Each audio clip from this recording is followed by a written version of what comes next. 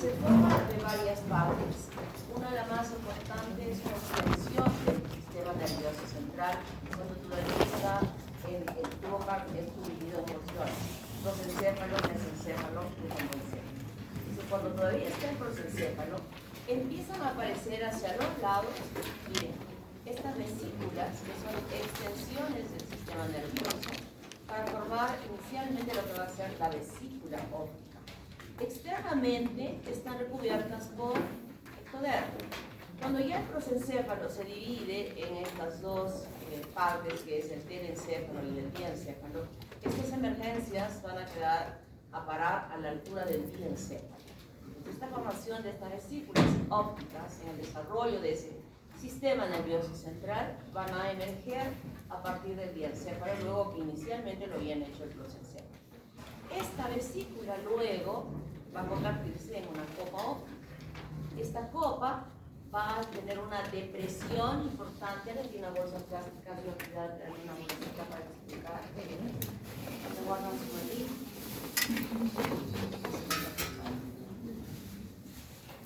Entonces, esta vesícula, la emergencia de la vesícula óptica. Y luego en este desarrollo, esta bolsita va a tener una depresión. Es como que le hubiéramos dado puño acá para deprimir la vesícula. Y en esta depresión, ¿qué tenemos? La formación de lo que va a ser la copa óptica.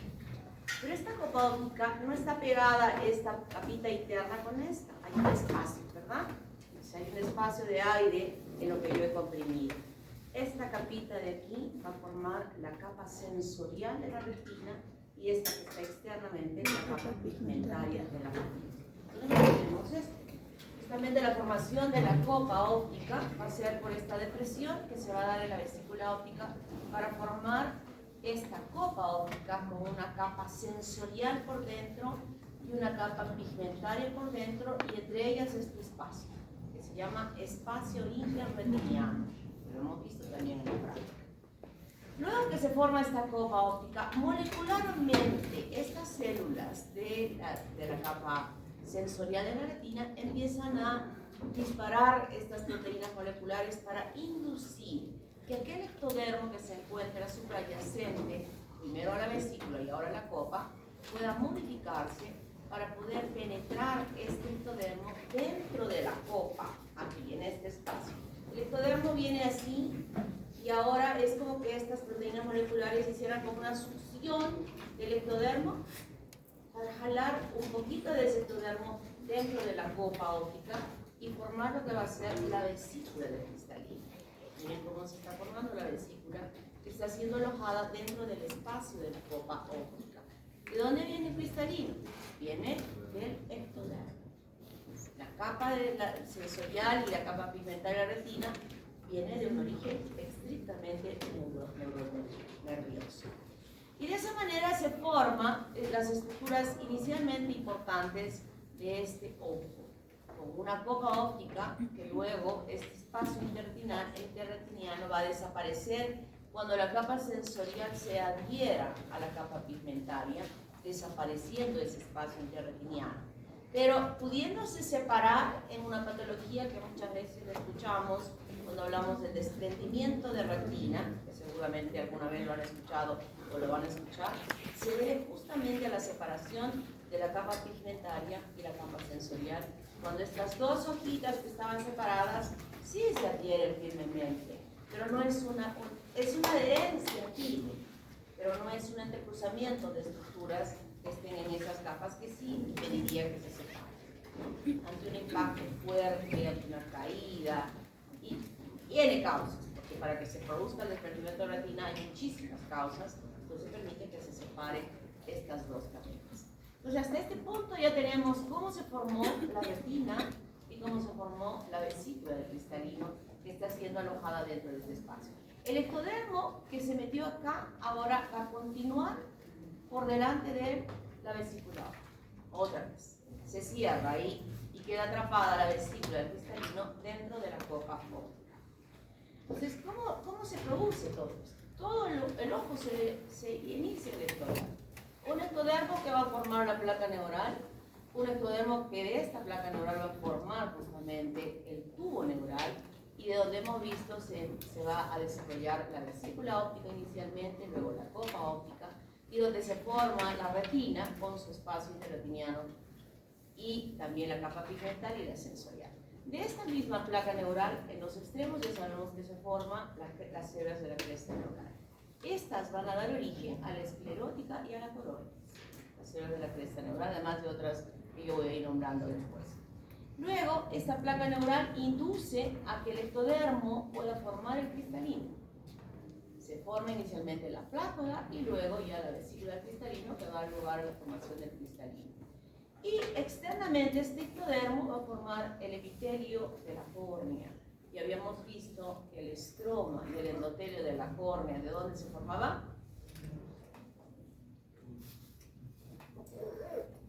¿De dónde se forma el estroma y el endotelio de la córnea? Levanten la mano. De la cresta. ¿Ese examen de esta semana? No, ya pasó el examen. Pero viene el examen de casa. ¿Cómo te llamas, niña? Delgado. Delgado.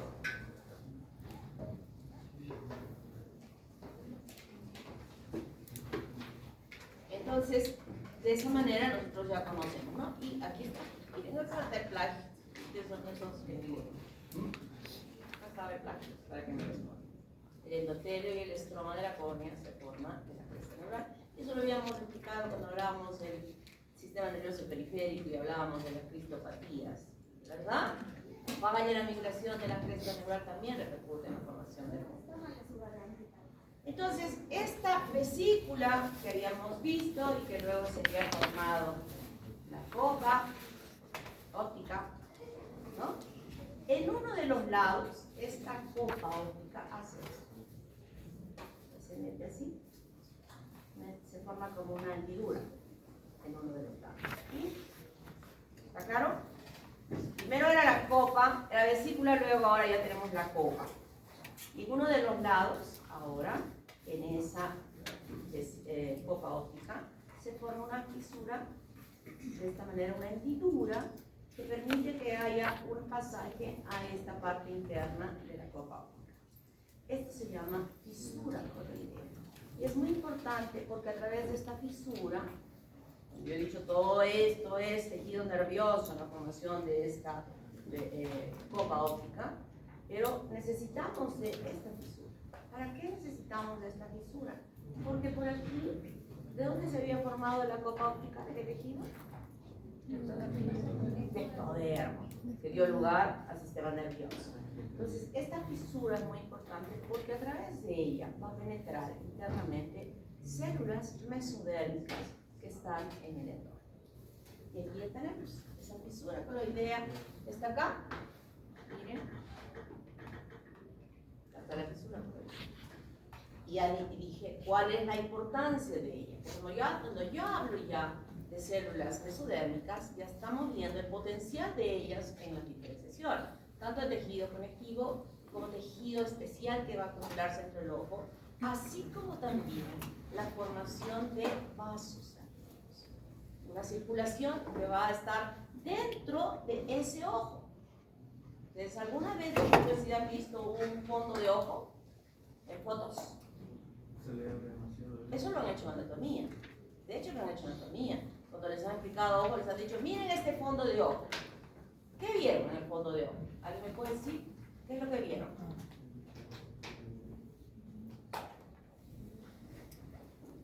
Yo estoy casi segura que se los han enseñado. Casi seguro. 99.9% que sí.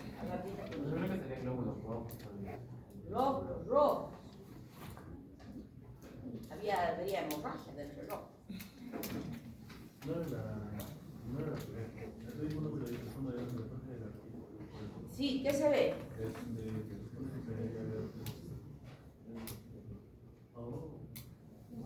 ¿El cuerpo vítreo?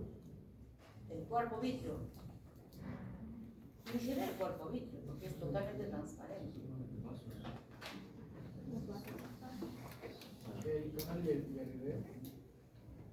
Ah, no vemos canal rayar la idea. Estoy hablando de un fondo de ojo de adulto, de uno de nosotros. Es que cuando pones fondo de ojo se ve como los vasos sanguíneos están empezando a... Vasos sanguíneos, eso es lo que se ve. En el fondo de ojo se ve vasos sanguíneos, capilares. Es allí, en el fondo de ojo, que nosotros podemos ver lo que no vemos en el tejido. ¿Qué hay acá en mi mano, en su brazo, en todo lado? ¿Qué hay? Lo vemos, debajo de la piel. Circulación sanguínea. Que hay venas, arterias, capilares. ¿Las podemos ver? ¿Podemos ver cómo está? No la podemos ver. En cambio ahí, en el fondo de ojo, yo sí voy a poder ver claramente una circulación de capilares, de arterias, de arteriolas, de capilares. Y este es el espejo que tenemos para evaluar cómo está ese endotelio de los vasos sanguíneos. Y me permite ver lo que microscópicamente tendría que hacer a través de una biopsia, lo que me permite ver este examen que es tan importante y que todos ustedes tienen que aprender. Cuando hagan oftalmología, exijan a su profesor que les enseñe a ver fondo de ojo, que les enseñen, exíjanles que les enseñen, por lo menos eso deben aprender de la oftalmología, porque bueno, conjuntivitis van a aprender, van a ver cómo diagnosticar un glaucoma, cómo sacar un cuerpo extraño del ojo, lo que van a hacer en su pueblo ahí cuando hagan eso. Pero también van a llevar su aparatito, el oftalmoscopio, que se puede llevar, que lo van a comprar, que van a ahorrar a lo largo de todos estos años hasta que vayan al internado, porque en el pueblo ese no va a haber este aparatito que se llama pantoscopio, que les va a servir para ver el ojo, que les va a servir para ver el oído, que les va a servir para ver la garganta, la faringe, qué cosa hay. Es un aparatito que hay de todos los precios habidos y por haber, y con simplemente ahorrar unas, de lo que gastan ustedes en cada salida, porque no, en las vacaciones sí, con 2 años de ahorro de sus salidas, hacia su alcancía, pantoscopio, van a poner ahí pantoscopio y va cayendo ahí. Los 50 soles que semanalmente su mamá les suele dar en las salidas, 50 ya no, ¿alcanza 50? ¿Alcanza? Ya no alcanza, ya, siempre. Seguro que le piden siempre, ¿verdad? Dicen ahorrar, porque ese aparato es muy, miren, muy importante que nosotros los médicos tenemos que aprender a manejar. No estoy hablando del especialista, estoy hablando del médico general. ¿Está claro? Entonces, eso está ahí. Valisa, creo que te mereces una participación. Me dijo que tenía todo completo, ¿verdad? Entonces, miren ya en el tejido cómo se está formando la copa óptica y también cómo ya empieza a formar la vesícula óptica. Creo que esa laminita la hemos visto en las prácticas. En esta imagen ya tenemos aquí a la vesícula óptica y a la formación de la córnea sobre ella. Y ese ectodermo suprayacente se repliega tanto a nivel superior e inferior para formar los párpados. Todas estas partecitas que tiene el ojo, ya se les hemos enseñado en la práctica, ¿verdad? Yo les he dibujado un ojo bien completito y creo que todos sus profesores se los han dibujado con todas sus partes, ¿no? Muy bien. Entonces tenemos aquí al ectodermo que se está formando y a la vesícula del cristalino. Inicialmente es una vesícula, esta sería la capa sensorial y por aquí la capa pigmentaria y esta cosita de aquí, el espacio interretiniano. Pues luego que se formó ya la vesícula, ¿por dónde había ingresado esta red de estas celulitas mesodérmicas para formar esto? Por la vesícula coroidea. Y la vesícula tiene la parte posterior de ella, ya desaparece la cavidad dentro de la vesícula de cristalino y la capita posterior se empieza a extender, a elongar. Cada celulita se elonga, cerrando el espacio de la vesícula y por delante forma esta como una capsulita que no va a solamente estar por delante, sino en todo el contorno del cristalino. Y finalmente este espacio va a desaparecer y estaríamos diciendo que el cristalino se forma por la pared posterior de esa, o la pared más interna de esa vesícula del cristalino, que forma estas células que se van a llamar las fibras cristalianas, ¿no? Y se forman de esa manera y va a recibir esta irrigación, que en este momento se llama arteria llanoidea. Los vasos que se van a formar para irrigar las paredes internas de esta capa sensorial de la retina, la pared posterior del cristalino, y que se va a extender incluso por la parte anterior del cristalino en la irrigación, formando como una irrigación completa que luego va a quedar como una membrana que recubre esta capsulita del cristalino en la parte periférica. Y cuando ya estos vasos que han tenido ese rol importante de irrigar, ahora en esta cavidad, ¿cómo se llama esta cavidad? ¿Cómo se llama esta cavidad? Cuerpo vítreo. Cuerpo vítreo. Se llama cuerpo vítreo y va a estar ocupado por El humor vítreo. el humor vítreo. Son dos cosas diferentes. Cuerpo, la cavidad, y el humor es, ¿cómo se llama el niño? Ramos Rodríguez. Mateo. Ramos. Mateo. Sí. Primera participación. ¿Cómo se llama la niña que dijo humor? Caguachía. Aguachía. Pero tú no eres de esta sección. Sí. ¿Es con H? No, con C. Con C. Caguachía. Ah, aguachía. Yo he escuchado aguachía.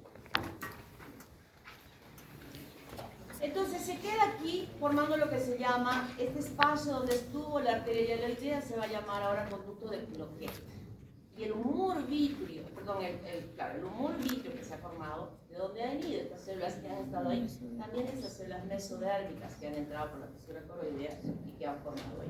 Y ahora esta red de vasitos que estaban ahí se van a extender en la superficie interna de la capa sensorial, formando esto que nos había dicho Paliza. Es una red de vasos que yo había aclarado tan importantes porque a través de lo que veamos en ese fondo de ojo de estos vasos podemos hacer diagnósticos. Por ejemplo, ¿cuál es el daño que la diabetes ya está desarrollando? Ustedes saben que la diabetes no dice, ah, yo solo quiero dañar el riñón, no, yo solo voy a dañar la pierna. No, el daño endotelial es general en todo el cuerpo.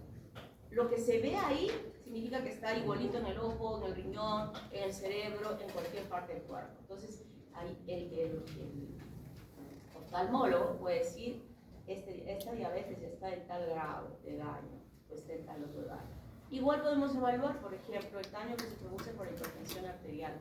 ¿Cuánto está dañando a nivel de todos los vasos esa presión elevada sostenida en ese cuerpo? Entonces, este es un examen sumamente importante que ustedes deben aprender a manejar. Y aquí ya podemos reconocer las otras capitas. Esta capita que está aquí pintada, ya sabemos que es la capa pigmentada. Externamente está la coroides, que es la capa vascular, y más externamente esta vascular se continúa con la vía madre, y más externamente está la esclerótica, que aquí a nivel del nervio óptico se va a también estar comunicada con el aracnoides, ¿no? O sea, son extensiones, de hecho que es una extensión del cerebro. Entonces también estos tejidos van a estar extendidos.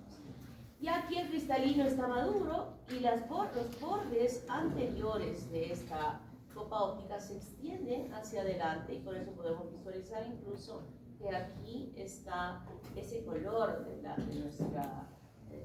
iris, es el color que puede haberse venido desde esta capa pigmentaria hacia adelante.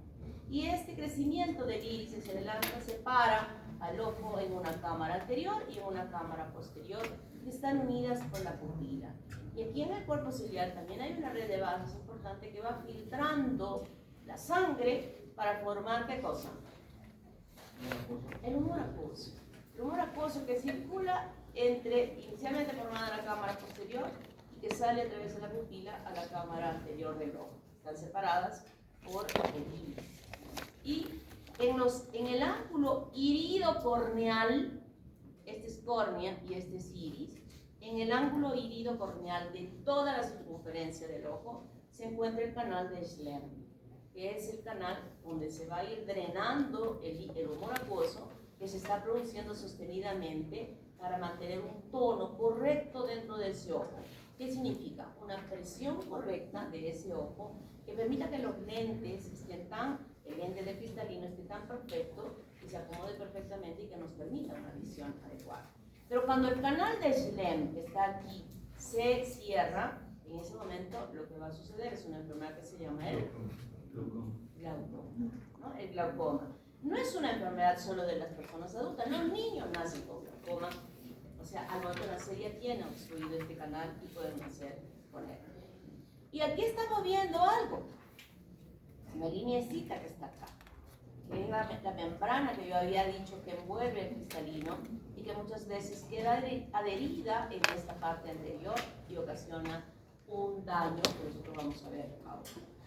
Este es el cristalino que, como dije, las fibras cristalinas se elongaban de la pared posterior de esta vesícula y ocupaban, y en la parte del espesor de la zona ecuatorial del cristalino es donde se están dividiendo las celulitas que se van acumulando y van formando un núcleo del cristalino. Todas estas fibras, los núcleos se retraen a un lado y esto permite que el cristalino sea absolutamente transparente. Pero esta acumulación de cómo se va acomodando al centro, cuando se opacifica el cristalino en una patología que se llama catarata, entonces empieza en el núcleo del cristalino.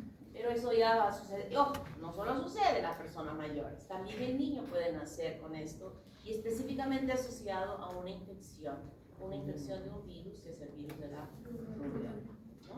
El virus de la rubéola. Esa capa sensorial de la retina, que yo he preguntado en mis grupos de práctica, porque yo sé que esto lo han hecho en histología y en anatomía y no me han contestado. Lo digo, no me han contestado. Los conos y bastones están pegados hacia la capa pigmental. Luego están las células bipolares y externamente, hoy diríamos internamente, o sea, hacia la luz de la cavidad, están las células ganglionares, cuyas extensiones, ustedes las han visto en la práctica, es una capita rosadita muy clara que está revistiendo la pared interna y todas ellas van así, dirigidas así, y luego vienen para acá. Toditas.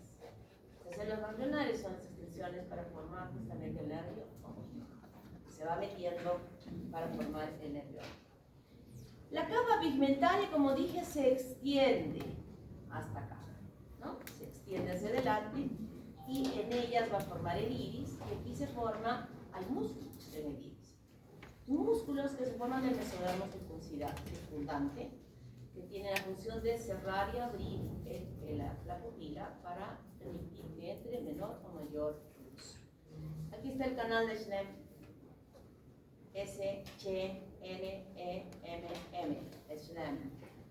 Y en esta parte nosotros ya habíamos visto que se forma el cuerpo ciliar, que igualmente en este cuerpo ciliar se forman músculos ciliares, que están conectados a unas unos filamentos que vienen así desde el músculo en toda la circunferencia del ojo, que se llama la zónula de Sim. Zónula de Sim. Y esto lo que hace que se contraiga y se retracte estos músculos ciliares van a hacer que el cristalino haga esto.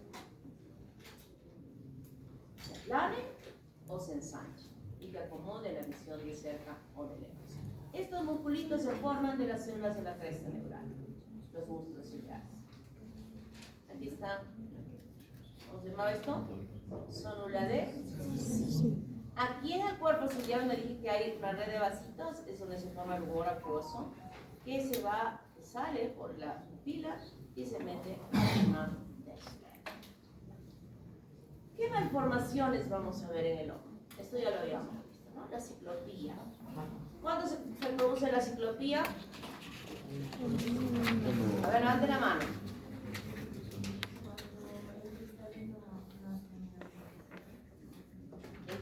¿Cuál es la causa importante para la ciclopía?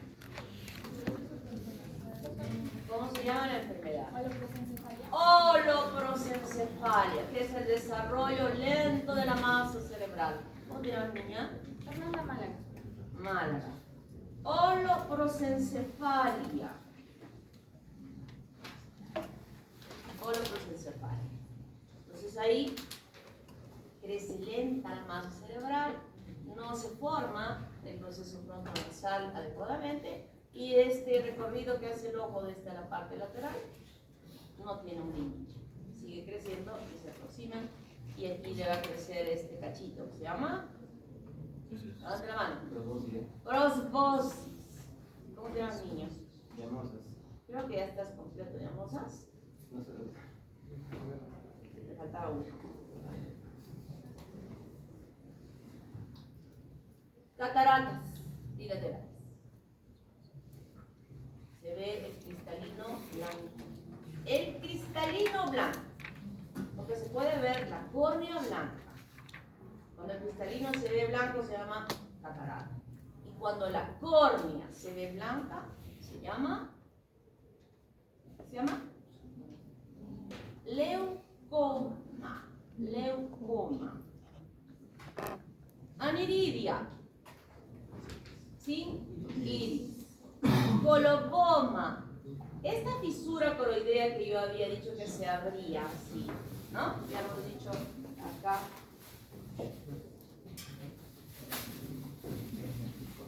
Acá estaba la copa y aquí estaba la fisura, ¿verdad? Y habíamos dicho que permitía que ingresase, pero luego se cierra. Completamente. Se cierra. La fisura coroidea se cierra. Y solamente ahora tenemos una copa que está alojando el cristalino y que esto se ha cerrado completamente. Pero cuando no se cierra, forma coloboma. Pues aquí no se cerró correctamente. Aquí más amplio todavía. Miren, este ojo tiene, ¿qué es esto? Catarata. Catarata y tiene coloboma. Coloboma. Por no cierre de la fisura coroidea. Este no cierre no solamente se ve y se puede extender incluso hasta los párpados. Pueden ser corregidos por estética para que no se note esta apertura. Y esa membranita, esa irrigación que se había formado por delante del cristalino, que dije que se formaba en todo el borde cristalino, y que luego todos los vasitos desaparecen completamente, pero pueden formar una membrana que no desaparece y fija la apertura de la pupila. O sea que esta membranita está acá. Y aquí nosotros tenemos que diferenciar. ¿Es una persistencia en la membrana pupilar? Pues un leucoma. Entonces, tiene que hacer un buen diagnóstico, porque las dos van a tener diferentes tratamientos. Aquí lo único que se va a hacer es cortar acá los bordecitos de la membrana, retirar la membrana y ahora la pupila va a tener la libertad de poder abrirse y cerrarse sin ningún problema. Glaucoma. Miren, qué terrible. La presión del ojito es tan intenso que ha empezado a aumentar dentro de su ojo, rompiendo esta capita blanca. ¿Cómo se llamaba la capita blanca que recubre el ojo? La esclerótica. La va rompiendo. Debajo de la esclerótica que había la coroides. Y debajo de la coroides está la capa pigmentaria. Y él se está exponiendo la capa pigmentaria porque está aumentando la presión y entonces terriblemente, al menos sabemos que en la persona adulta es terriblemente doloroso. Y lo que se tiene que hacer aquí es sacar el ojo. Ya no hay forma de arreglar este ojo. Se tiene que enuclear el ojo. Y la enucleación es muy importante. ¿Por qué es importante la enucleación? Porque el ojo, que se los dije en algún momento en las primeras clases, les dije que el testículo y el ojo eran órganos que estaban totalmente aislados del sistema inmunológico, ¿se acuerdan? Entonces el hecho que se rompa expone los antígenos de los componentes de las proteínas que forman ese ojo al sistema inmune. ¿Y qué va a hacer el sistema inmune? Por simpatía oftálmica empieza a dañar al ojo bueno. Entonces para proteger el ojo bueno se tiene que sacar este ojo. Y cuando se saca, el oftalmólogo lo hace muy bien, deja los músculos que están insertados en el globo ocular y que permiten el movimiento, no los corta en esta parte de la raíz, sino los corta en aquella parte que está insertada en el ojo, dejando los músculos ahí, que siguen obedeciendo a lo que uno ordena en movimiento. Entonces, se utilizan las prótesis oculares. ¿Quién nació sin ojos? ¿Alguien va a pensar que no tiene ojos? En este caso, basta que haya alguna alteración en el ojo, se pierde la visión. Se pierde. Entonces aquí le tienen que emplear un enucleado de este ojo y le ponen. En todos estos casos, miren, lo de abajo es lo correcto. Y va a pensar, este señor, por ejemplo, este ojo ya no ve bien. Entonces pone, por si acaso esto no está mal escrito, sino es en portugués. Van a criticar que he escrito mal. Es en portugués, ¿no? ¿no? Entonces se le quita, se hace la enucleación. Y esto es muy importante, sobre todo en los niños, que se tienen que sacar y poner, cambiar prótesis. Porque el crecimiento del tamaño del ojo es importante para que exista una armonía en la formación de la cara y que no se forme asimetría. Si no se hace esto, esta parte puede estar aplanada y el otro bien. Entonces, para evitar eso, y conforme va creciendo ese niño, se van cambiando las prótesis para que no haya esta reacción. ¿Alguna pregunta? Ahora vamos a oír.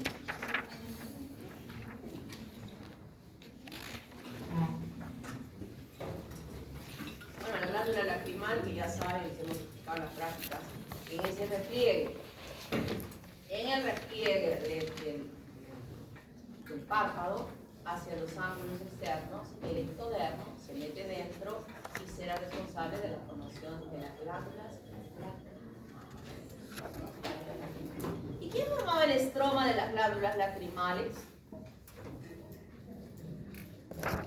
Células de la cresta neural. Células de la cresta neural, Málaga, ¿verdad? Cagua chica. Esa es la última, voy a cumplir. El oído tiene origen del ectodermo, del mesodermo a nivel de los arcos faringios, del mesodermo formado por los arcos faringios y del endodermo, también formado de esos arcos por las bolsas faringias. El oído externo está formado por el pabellón de la oreja y el conducto auditivo externo. El oído medio por la cavidad timpánica y los huesecillos del oído medio y la membrana timpánica. Y el oído interno, trículo, sacro, cóclea, canales semicirculares y conducto endógeno. Esto lo han estudiado también en histología y en anatomía, ¿verdad? Ahora vamos a decir de dónde se forman. Cuando hablamos del oído externo, nosotros vamos a tener ahora que este pabellón auricular se forma tanto del primer arco faringio como del segundo arco faringio. Como los canales, 1, 2 y 3, ¿no? Como esta esfera. O sea, todas las estructuras que están aquí, que van a conformar esta parte de la oreja, que es el trago, la rama superior, toda esta parte de aquí, se forman del primer arco faringio. Y del segundo arco faringio se forma el antihelix, el antitrago. ¿Cómo le llamamos esta cosita de la chiquitita que nos cuelga? Lóbulo le llamamos, ¿no? No nos ponemos los aretes, se forma del segundo arco faringio. Yo puedo preguntar, ¿de dónde se forma el lóbulo? En el examen. Puedo preguntar. Ya sabemos que los dos primeros arcos faringios participan en la formación del pabellón auricular. Y ese oído externo también está formado por el conducto auditivo externo, que ya habíamos estudiado. Se forma del primer surco faríngeo. Y que en la parte del fondo va a ser contacto con la parte del fondo de la bolsa faríngea, ¿no? Pero que en ellos hay mesodermo entre ambos, o solo es ectodermo y endodermo. Sí hay mesodermo, ¿no? Se forma aquí la membrana. El oído medio se forma de la primera bolsa faríngea que va a formar inicialmente la cavidad timpánica primaria conectado a este conducto que es la trompa de Eustaquio. Igual la parte más profunda, porque la bolsa ya sabemos que está revestida de endodermo, va a formar entre el ectodermo y el endodermo y el mesodermo medio una membrana muy finita que se llama la membrana timpánica. La membrana timpánica. Y también sabemos que del primer arco faringio y del segundo arco faringio se van a formar los huesecillos. Martillo y yunque en el caso del primer arco faringio y del segundo el estribo, ¿no? Que son aquellos huesecillos que van a quedar atrapados dentro del oído medio. Y además aquí ya se va formando mejor, se van desarrollando mejor estos tres cartílagos que por osificación endocondral formarán los huesecillos que estarán alojados en el oído medio. El oído interno, ya lo hemos visto desde el principio, creo que desde la primera, segunda, tercera práctica ya la habíamos visto, ¿verdad? ¿Dónde la vimos? ¿A la altura de quién estaba que lo veíamos? Mielencéfalo. Vimos la vesícula óptica. ¿Cómo te llamas, niño? Valeria Agustín. Valeria Agustín. Valeria ya ha participado todos. Entonces se forma primero una plácoda del ectodermo. Luego esta plácoda se internaliza y forma una fosita. Luego la fosita, los bordes externos del ectodermo se unen y la fosita queda atrapada a la altura del mielencéfalo, que lo habíamos visto como una gotita, ¿verdad? Como una gotita. Y esa es la vesícula óptica, que es la responsable de la formación del oído hinchado. Nuevamente, fosita, vesícula, se individualiza y queda atrapada ahí adentro como una vesícula, solita, totalmente independiente. Y esa vesícula óptica es la que va a formar el laberinto membranoso, la vesícula. Y esta vesícula empieza a deformarse, a modificarse. Primero se estrangula en la mitad, para que en la parte baja forme inicialmente el sáculo y arriba el utrículo. Y de ella es emergiendo el conducto endolinfático. Luego, ¿qué va a pasar? El sáculo, esta vesícula que está aquí, empieza a adelgazarse y a elongarse, como que fuera esta nuestra bolsita, y la bolsita empieza a estirarse, estoy hablando del sáculo, estirarse, y esta va a dar así, se va a enrollar como un caracolito, va a dar 2 vueltas y media. ¿Cómo empieza a estirarse? Estirarse, y hasta que dé 2 vueltas y media, naciendo del sáculo para la formación de la cóclea. ¿Con qué tiene que ver la cóclea? ¿Con el equilibrio o con la audición? Con la audición. Muy bien, eso tenía que contar mejor, si no ya me iba a suicidar. Y luego, del utrículo, miren, le salen unas orejitas. Estas orejitas. Una orejita para acá, igual la bolsita que estaba así, tiene una orejita para acá, otra para acá, otra para acá, aplanadas, orejitas. Luego las orejitas en la parte central, se acercan y chocan. Esta parte con esta parte chocan. Y luego donde están unidas hay apoptosis. ¿Y en qué se convierte? En un canal. En un canal semicircular, y es así como se forman estos canales semicirculares. Aquí se aproximaron, ya se abrió un huequito, se abre y se amplía completamente. Y luego que se han ampliado, ellas están conectadas al utrículo. Y aquí en el utrículo están justamente unas dilataciones que son las que se aperturan ahí, que son las ampollas. Y en estas ampollas, muy importantes, están las crestas.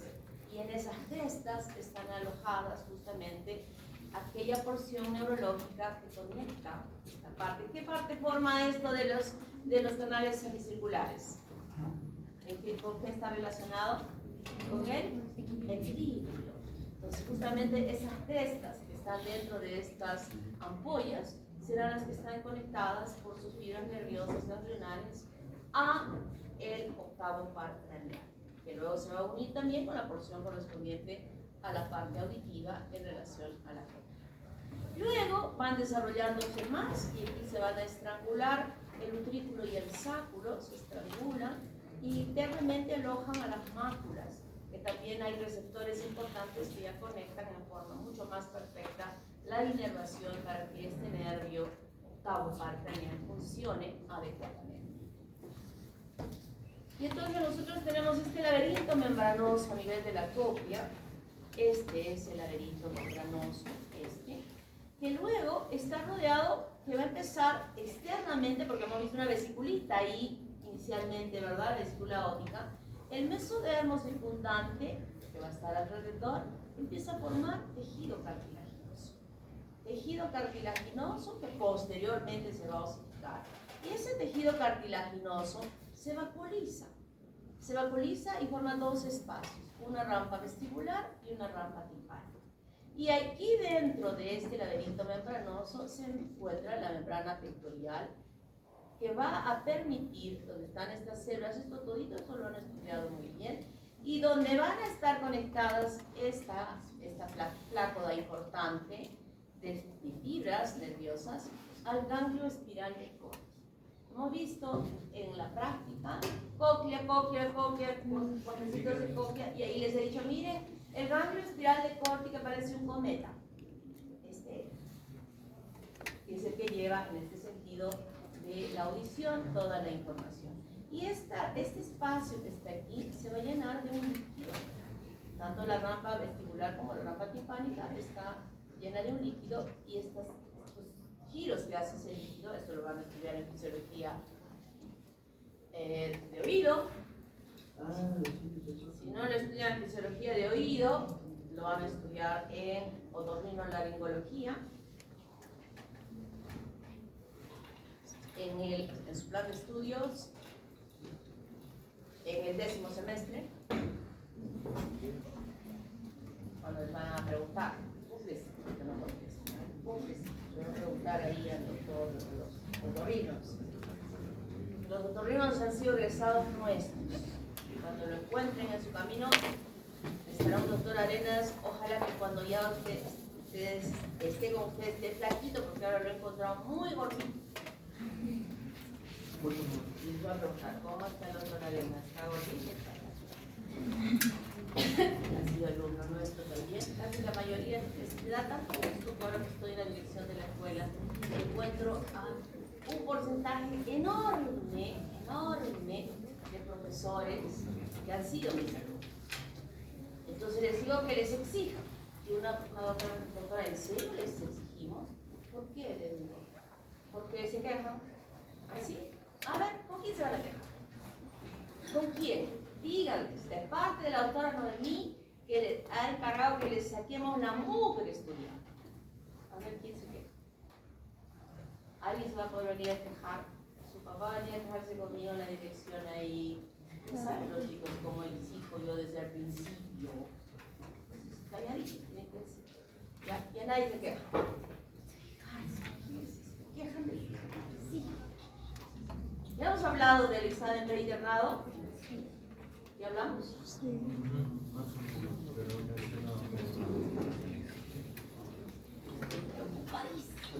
Preocupadísimo. De los que están ahora en 6º año, tienen que dar ese examen. Lo mencionó en el práctico, no en el teórico. Y que tienen que dar ese examen preinternado, que si no lo aprueban, no hacen el internado. Y de acuerdo a la calificación que tengan, sabe Dios a qué hospital llegarán a ir. Ni siquiera hablamos del equipo. ¿Qué tienen que hacer? Y yo les digo una cosa, esos exámenes que se dan allí, que se toman en el ENAM, que se toman para el seguro, que se toman, son fáciles comparando a los que yo tomo en embriología y en microbiología. De verdad, son fáciles. Pero hay que recordar. ¿Quién va a recordar en ese momento eso? ¿El que ha aprendido de memoria? ¿El que ha aprobado con 12? ¿Ah? ¿Ese va a poder recordar en ese momento esto que les estoy explicando? No va a poder. Ay, Señor, no sé qué voy a hacer con ustedes. Y entonces, ¿cómo se integran estos 3 componentes? Ya hemos dicho vesícula óptica, oído interno. Aquí hemos dicho oído externo, la formación del conducto auditivo externo. Y aquí está el oído interno con la cavidad timpánica primaria.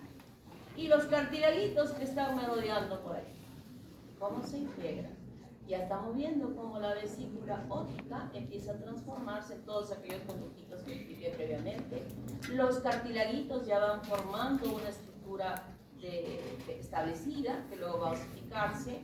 El oído medio se va metiendo y el conducto auditivo externo empieza a rellenarse de células ectodérmicas para formar el tapón medial.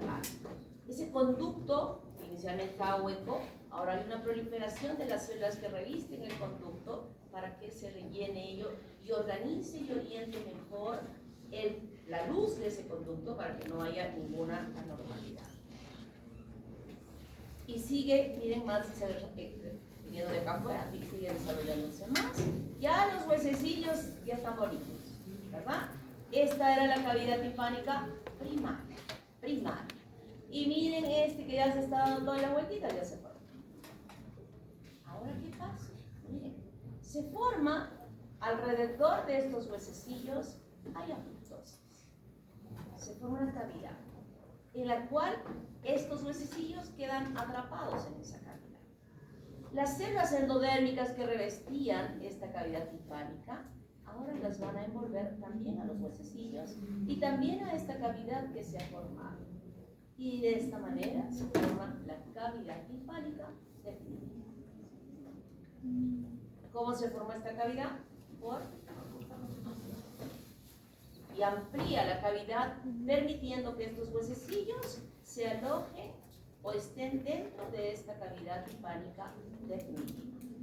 Aquí el conducto auditivo se ha aproximado mucho más. El tapón meatal va a desaparecer y miren, se forma esto. ¿Qué era esto? La membrana timpánica. Y por otro lado, el estribo va a estar en contacto. ¿Cómo se llamaba este pedacito donde el estribo hace contacto con la rampa timpánica?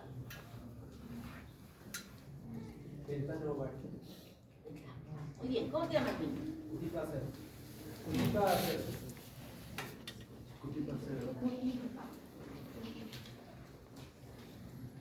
Ya, de verdad me está preocupando un equipo acústico, ¿eh? Aunque ya saben que tengo un especial que para examen, ¿no? Solo lo uso para examen. Escucharse, a ver, están corrigiendo. Depende, veo. Porque acá escucho puesto amplio. Es así, ¿no? Y miren, de esta manera se forma ya completamente. Y aquí hay esta comunicación que se llama, que va a la faringe, la trompa. ¿Qué malformaciones congénitas vamos a encontrar aquí? Apéndices auriculares múltiples que no se han resolvido en esta formación del pabellón auricular. Y se ha visto que hay una frecuencia en aquellas personas que les encuentra estos apéndices auriculares que puedan también estar presentando una malformación del aparato renal, del sistema renal. Atresia del meato auditivo. ¿Cómo se llamaba lo que rellenaba el conducto auditivo externo? El meato, el tapón meatal. Si no se reabsorbe el tapón meatal normalmente, entonces ¿qué hay acá? Una atresia del conducto auditivo externo. Puede suceder. Apéndices auriculares múltiples, oreja congénita, deformidad en taza, eso se tiene que corregir, porque sobre todo cuando las mujeres tapamos con nuestro cabello la oreja, pero los hombres siempre tienen la oreja descubierta. Entonces, por estética, porque se sienta bien, porque emocionalmente no se afecte, porque se va a afectar, entonces hay que corregir. Todas estas malformaciones deben corregirse. Oreja derecha que no ha sentido. Inicialmente acá era el primer surco, ¿verdad? Y obviamente alrededor de él se forma la oreja y luego tiene que ascender a la misma altura de la comisura externa del ojo. Debe estar la implantación de esa oreja. Y eso tenemos que observar. ¿Por qué? Porque puede haber implantaciones bajas y están asociadas a síndromes congénitos genéticos. Tenemos que estudiar. Microtia, oreja chiquita. Esto ya, la cirugía estética de este nivel ha avanzado muchísimo y ya, solo que es pobre, no resuelve su problema. Porque no hay mujer hermosa, ¿no? Sino mujer pobre. Desarrollo del sistema tegumental. Ustedes también, y no diremos solo mujeres, sino varones. Se ponen hasta los pectorales ahí, claro, se ponen brazos, ¿no? Se retira la nariz, ya no hay diferencia entre nosotras y ustedes, las que intervienen de nosotros. Se hace lipo. Ya la lipo ya no es solo de las mujeres, también hay de los hombres. Entonces ya la belleza es de la no belleza se asocia a la pobreza. Ya estoy induciendo. ¿Cuántos van a ser cirujanos plásticos? ¿Nadie? Nadie hace cirugía. Yo ya iba a estar contratando a cirujanos plásticos y levantaba la mano. Ya tengo varios. Tengo uno desde mi compañero que me dice, no, yo soy cobarde para el dolor. O sea, soy cobarde, pero por eso me ven hasta en silla de ruedas, no aguanto el dolor. ¿Qué me importa que me miren en silla de ruedas? Pero es que el dolor es terrible, ¿no? Entonces, yo no aguanto eso. Tengo alumnos, un montón de alumnos, que son cirujanos plásticos. Cada vez que me encuentro, les digo, cuando quiera, doctora. En este momento todavía no lo necesito. Gratis, ¿ah? Aunque uno que veo que se me va a cobrar. Bueno, vamos a ver ahora el tegumental. El origen, ectodermis y células de la cresta neural a nivel del epidermis. Los dermátomos, dermis, ectodermis y dermátomo a nivel de las láminas. La piel, como ya sabemos, tiene dos componentes, que es la epidermis y la dermis. La epidermis se deriva del ectodermis, que es el recubrimiento que habíamos dicho que envolvía todo nuestro cuerpo, ¿verdad? Y este empieza a proliferar. Pero la capita más externa la llamamos peridermo, que va a ser parte de cuando estas capitas empiezan a proliferar y a diferenciarse toda esta nidificación que también ya han estudiado en histología, va a ser parte de lo que va a ser la capa corta y se va a liberar. Luego, por debajo de esta epidermis, por debajo de ella, está el dermátomo, que habíamos visto que recubre toda la parte de nuestro cuerpo, aunque parte de esa dermis a nivel craneal se forma ¿de dónde? Dermis de la cara. ¿De dónde? ¿Procedono procedente de dónde? Dermátomo.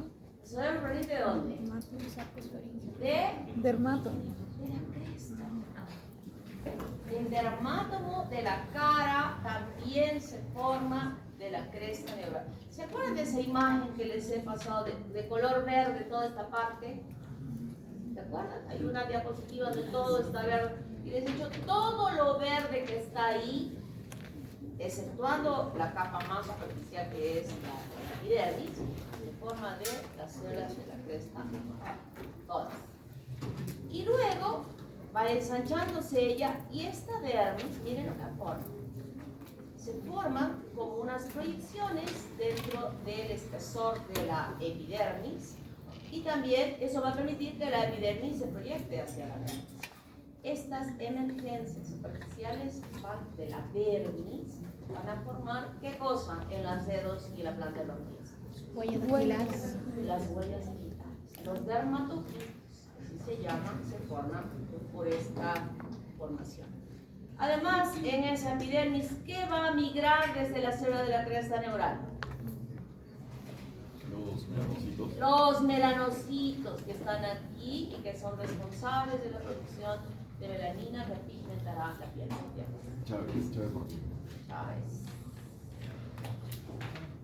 Chávez, José. Te debía una de la otra vez. Ahora te voy a pagar. ¿Está claro? Y aquí están las capitas. Estrato germinativo. ¿Qué sigue? Espinoso. ¿Qué sigue? ¿Qué sigue? ¿Y luego? Bueno, al menos no ha pedido eso. Yo voy a decir la foralita. ¿Se han acordado de la piel, la vista? Así de bien.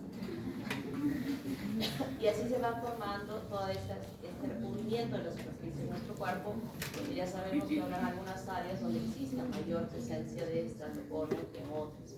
Claro que al momento de nacer la piel del niño es tan... ¿Qué callo va a tener el niño en su piel? Ninguna, ¿no? Es una piel toda suave, perfecta.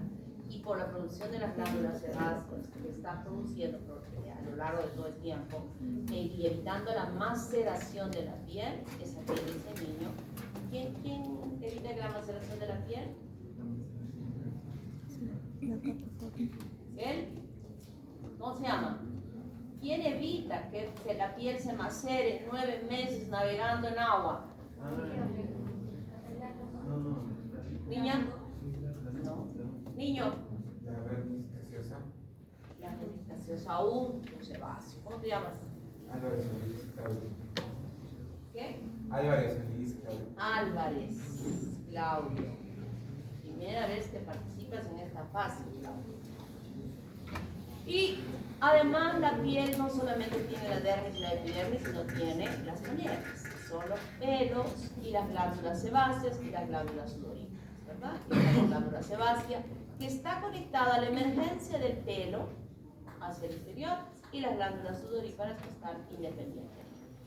Entonces, estas son las papilas dérmicas y estos son los clavos epidérmicos que penetran dentro de la dermis. ¿Cómo se desarrolla el pelo?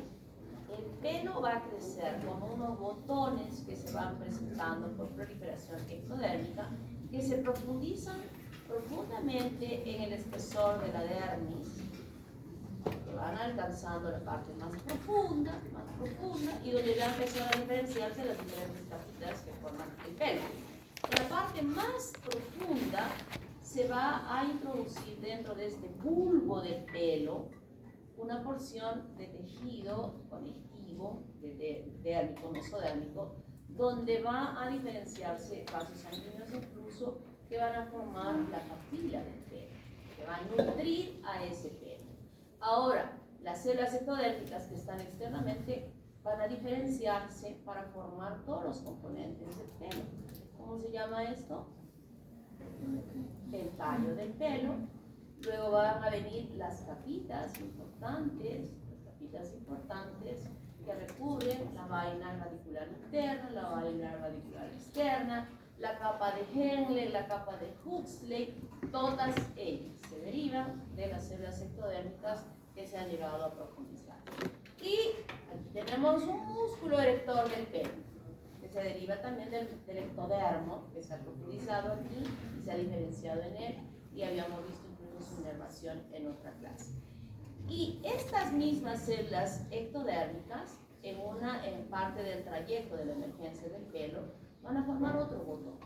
Un botón que en la parte central del botón, revestido de ectodermo, se empiezan a diferenciar para formar las células sebáceas, para formar la glándula sebácea, cuyo contenido va a salir por el mismo orificio por donde emerge el pelo hacia la superficie.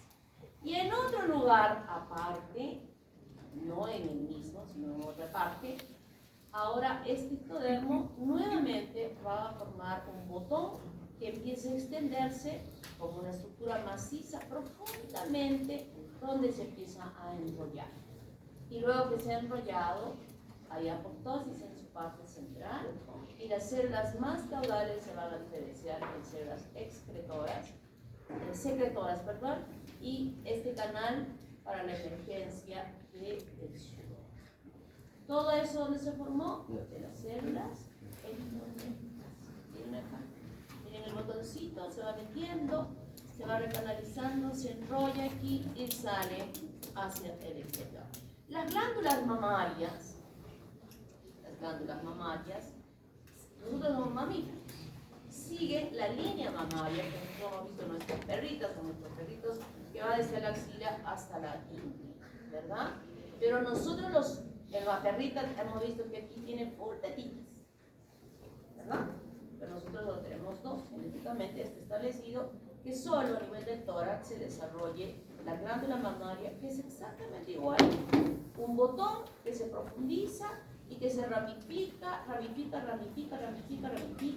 formando varios conductos, que son los conductos galactóforos, y donde las células se van a diferenciar a células secretoras ya ordenadas en su producción a que tiene que ser leche.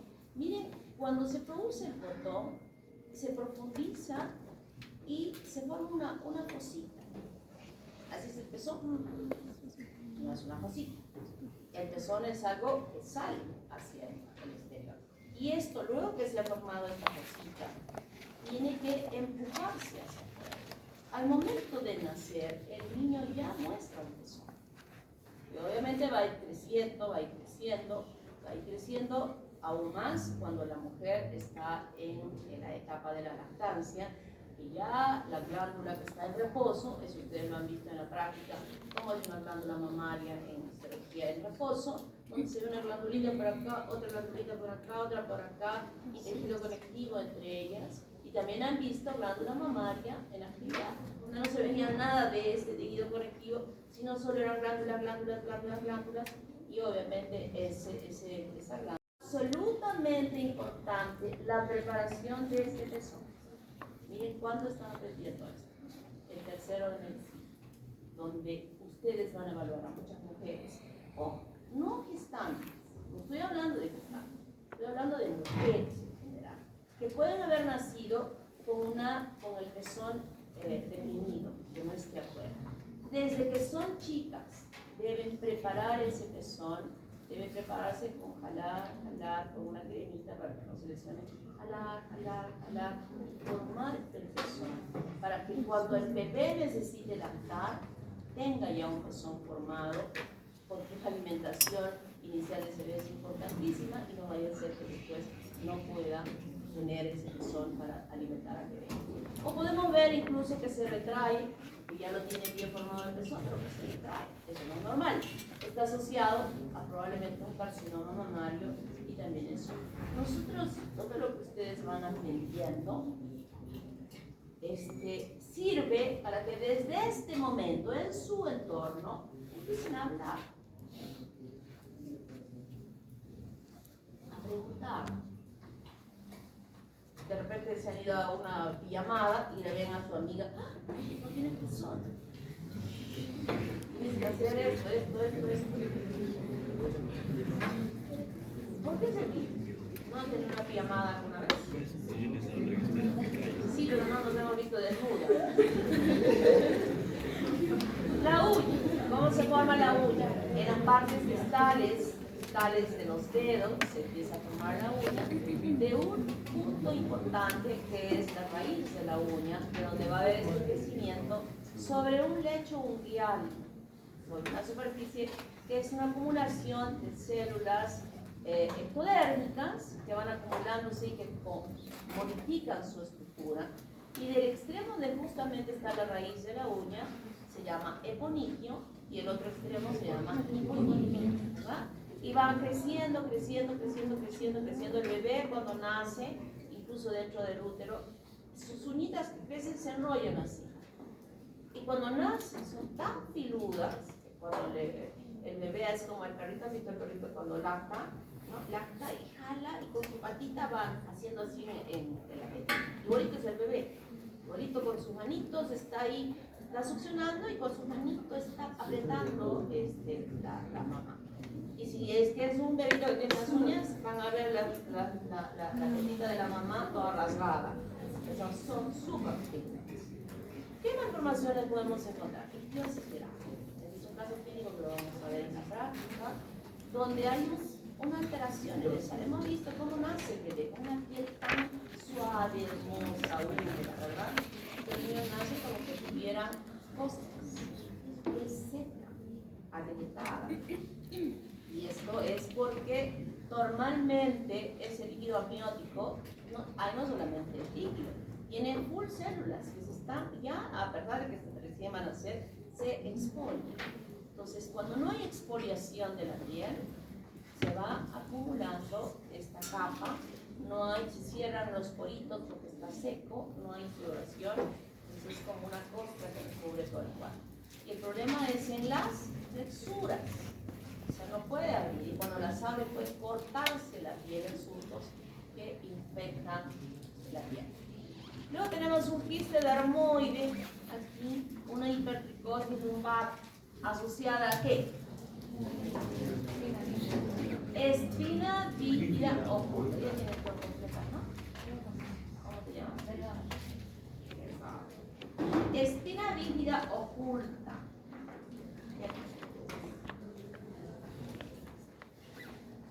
Es poco, ¿no? La hipertricosis lumbar, ¿qué está asociada? Sí, voy a poner ahí. Hipertricosis con quién? Espina bífida oculta. Niño mono. Miren cómo se ve. Miren su piel. Es muy triste porque empiezan a sangrar. El niño albino. ¿Qué le pasó al niño albino? Falla de la migración y también La producción. ese niño de azul que está levantando su manito. Tú de lente, sí. La falla de producción de melanina. Sí, pero ¿por qué? Por una... ¿Por qué? Por la mala formación, porque no hay tirosinasa. ¿Cómo te llamas, niño de azul? Maldonado. Maldonado.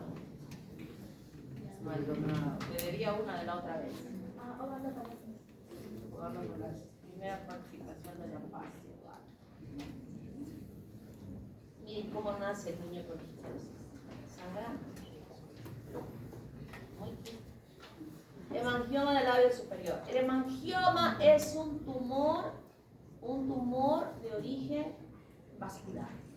O sea, es los vasitos sanguíneos que están ramificados. O sea, el tumor tiene un contenido de sinusoides, no los hepáticos, obviamente, ¿no? Sino capilares, una tumoración de capilares. Y puede ubicarse en diferentes lugares. Hay muchas de las terapias, a veces el láser es bueno, pero ya se pueden imaginar cómo opero a este señor. Difícil, ¿no? Es difícil. Malformaciones, ojo, he dicho que somos mamíferos. Normalmente nuestros pezones, nuestra glándula mamaria están en la línea mamaria, pero una sola. Pero puede ser que en ese camino haya un pezón. Si es que hay un pezón, es politeria. Pero si hay una mama desarrollado más, además se llama polimastia.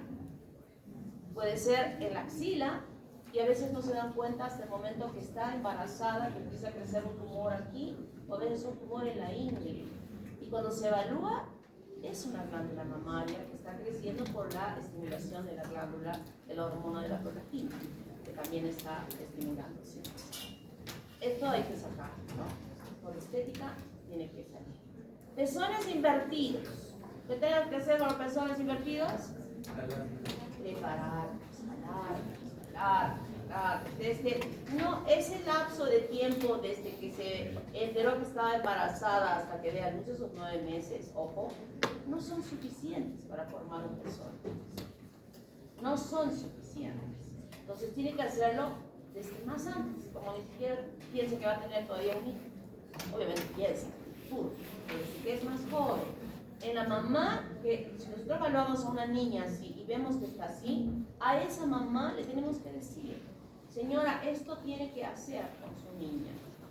Y la niña tiene que acostumbrarse a hacérselo también para ver esto. Micromastia.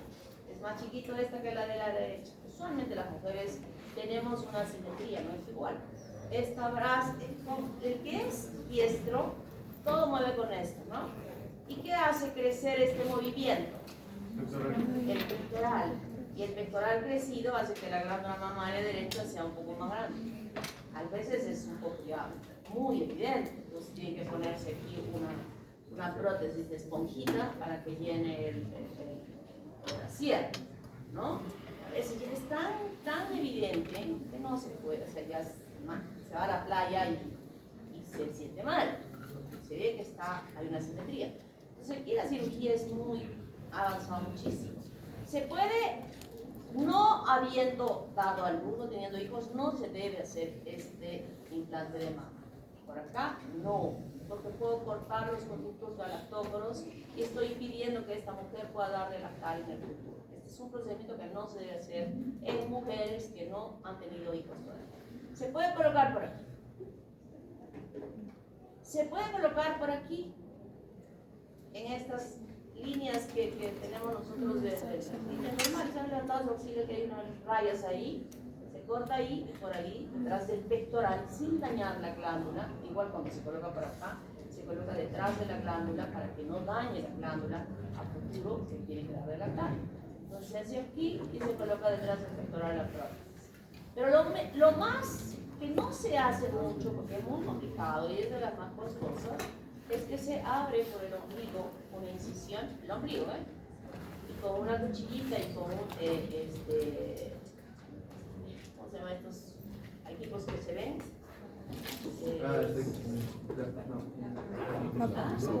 Como una laparoscopía, se va metiendo la cuchilla del ombligo por la pared del abdomen, separando, hasta que llega a la posición. Y por ese mismo dispositivo se hace un Se mete en una bolsita especial y se con contenido de suelo fisiológico se cierra la cirugía, que es la única que va a haber es en el ombligo, que ni siquiera se nota, nadie sabe de nada de que tiene ahí una prótesis mamar. Las prótesis son de diferentes calidades, a veces el cuerpo la rechaza, el resto de solución salina es la mejor que existe. Pero no le pasa nada.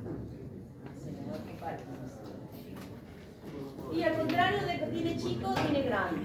Y el que tiene grande, bueno, hay algunas prótesis, has visto que se ponen así.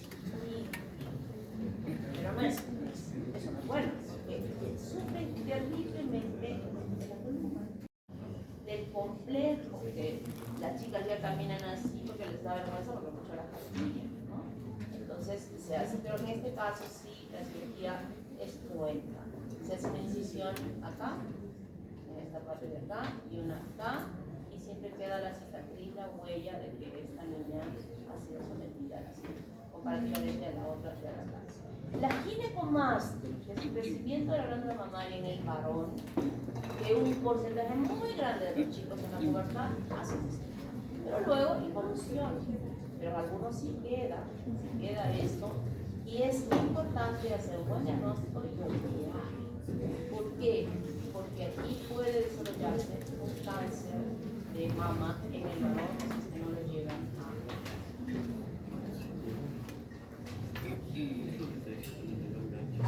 Ahí nos vamos a quedar. ¿Alguna preguntita? ¿Hay alguna